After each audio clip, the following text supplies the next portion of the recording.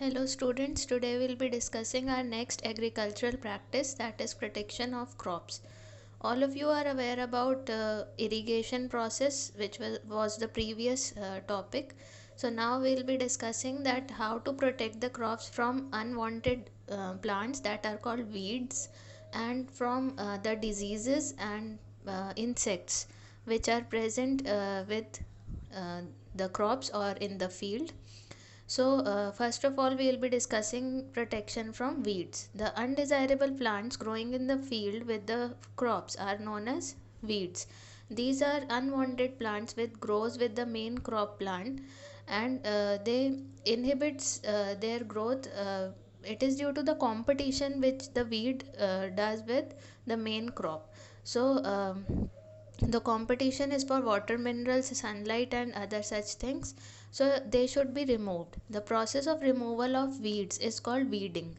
Some of the examples of weeds are amaranthus, foxtail grass, parthenium, etc. Then weeding can be done by two methods. First one is manually by hand.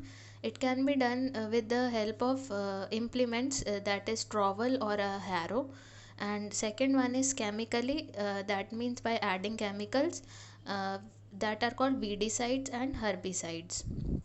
So examples are 2,4, it is 2,4-dichlorophenoxyacetic acid. Second one is MCPA, 2-methyl-4-chloro-1-phenoxyacetic acid. Third one is butachlor. So there are different types of weedicides or herbicides which helps in weeding process. There is one note here that weeds growth can also be inhibited by plants like sunflower and soya bean, as they release toxic substances in soil. So this is a natural process by which we can do weeding. That means the sunflower and soya bean plant, they release toxic substances in the soil which inhibits the growth of weeds.